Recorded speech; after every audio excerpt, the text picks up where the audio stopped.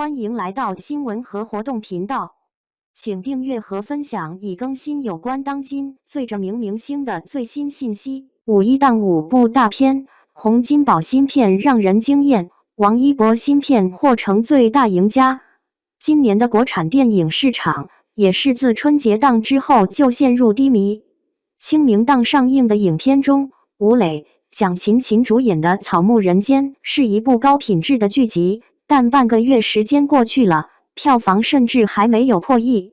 而退出春节档竞争，选在清明节前上映的《我们一起摇太阳》则是突破了2亿。但这几部作品都没有《你想活出怎样的人生》和《哥斯拉大战金刚2》的票房高。难道国产电影又开始走起下坡路了吗？不过，先别对国产电影失望，看看接下来5.1档的5部大片。可谓各具亮点，其中洪金宝的新片让人惊艳，王一博的新片或成最大赢家。第一部《穿过月亮的旅行》，由张子枫、胡先煦主演的《穿过月亮的旅行》，从设定上来看，就能稳稳地拿捏一波观众。异地恋加爱情，虽是将时代背景放在了上世纪80、90年代，但呈现出来的情感却是能令无数异地恋情侣深深共情的。预告中两人的爱情看着就很好磕，双向奔赴，眼里都是对方的优点，只是看着热恋期的情侣恋爱也是赏心悦目的。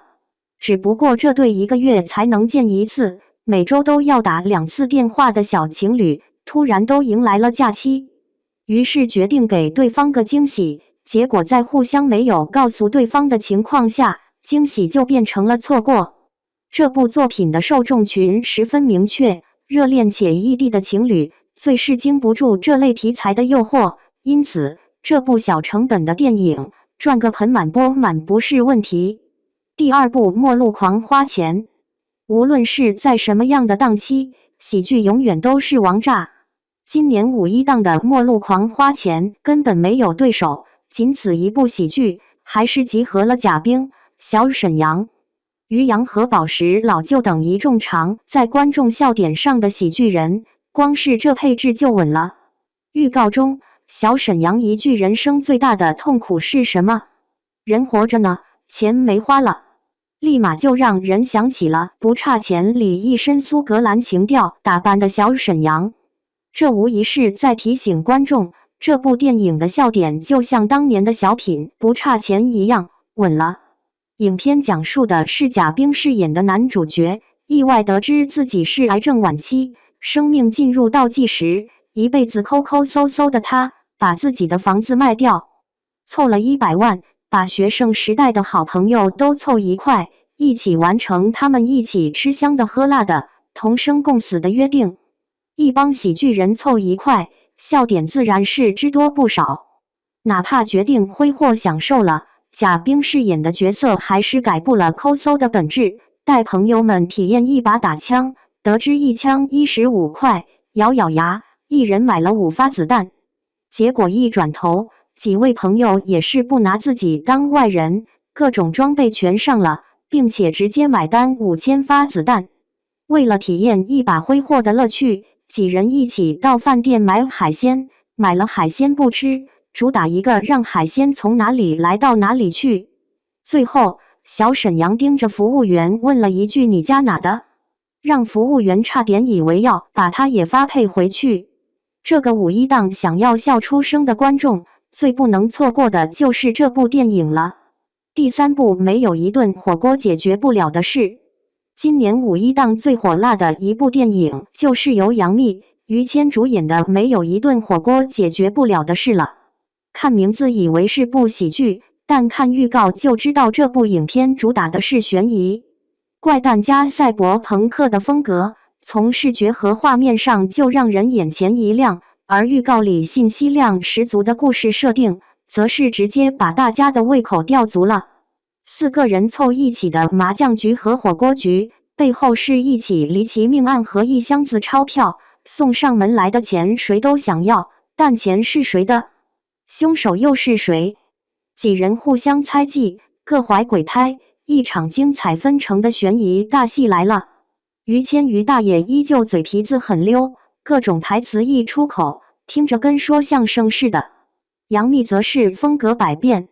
要么眼镜配短发，像个学生妹；要么红发配豹纹，饰演风情万种的坐台女。